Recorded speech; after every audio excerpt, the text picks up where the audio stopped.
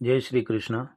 નમસ્કાર મિત્રો, મારી આ એલજી ભક્તિભાવ યુટ્યુબ ચેનલમાં તમારું હાર્દિક સ્વાગત છે. આજે આપણે સ્વામી શ્રી સચ્ચિદાનંદની આત્મકથા મારા અનુભવો પ્રકરણ 47 ધ્રુવેશ્વર મઠમાં ની રજૂઆત કરીશું. ઉત્તમ પુરુષોથી સમાજ તેજસ્વી થતો હોય છે અને અધમ પુરુષોથી સમાજ ઝાંખો પડતો હોય છે. પ્રત્યેક સમાજમાં સમય સમય પર ઉત્તમ પુરુષો થતા જ રહ્યા છે અને અધમ પુરુષો પણ ક્યાં નથી થયા. ઉત્તમતા ઉપદેશોથી નથી આવતી, તે જન્મજાત હોય છે. ઉપદેશોનું કામ નવનિર્માણ નહીં, પણ જે કંઈ છે તેને મઠારવાનું હોય છે. કાશીમાં મારે દક્ષિણામૂર્તિ મઠની શાખા ધ્રુવેશ્વર મઠમાં રહેવાનું થયું. આ બંને મઠના અધ્યક્ષ ત્યારે સ્વામી નૃસિંહગિરિજી હતા. તેમણે પ્રાચીન મઠોમાં નવી નવી પાઠશાળા ખોલેલી અને ખૂબ સારી વ્યવસ્થા સાથે વિદ્યાર્થીઓને રહેવા, જમવા તથા શિષ્યવૃત્તિ શુદ્ધની સગવડ આપવા માંડી હતી. સ્વામી નૃસિંહગિરિજી ઉત્તમ પુરુષ હતા.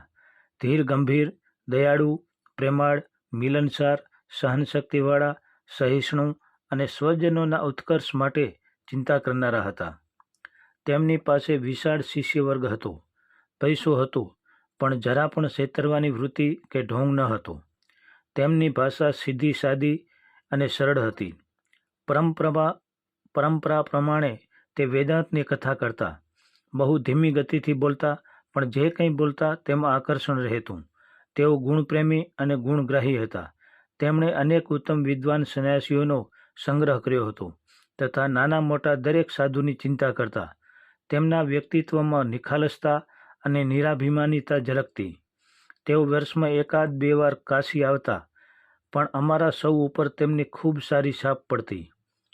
જોકે તેમની કૃપાથી આગળ વધેલા કેટલાય વિદ્વાનોએ પાછળથી તેમના આત્માને દુભવ્યો હતો, તો પણ એક માયાળુ માતાની માફક તેમણે પ્રેમથી સહન કર્યું અને અંત સુધી સૌનું ભલું ઈચ્છ્યું. ધ્રુવેશ્વર મઠ બહુ પ્રાચીન મઠ હતો. બાંધકામ પથ્થરોનું. કાશીમાં ગરમી સખત પડે. રાતના 12 વાગે પણ લૂ ચાલતી હોય. પથ્થરોના મકાન તપી જાય. પાછલી રાતના 5-6 કલાક શાંતિ થાય, બાકી ગરમી જ ગરમી.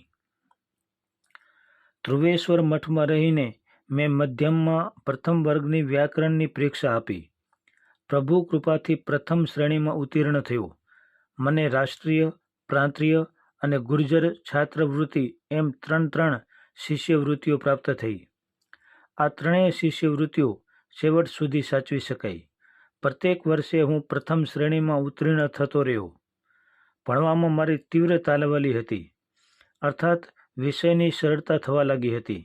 વ્યાકરણની સાથે ન્યાય તથા સાહિત્ય જેવા વિષયો પણ ભણવા મળતા હતા.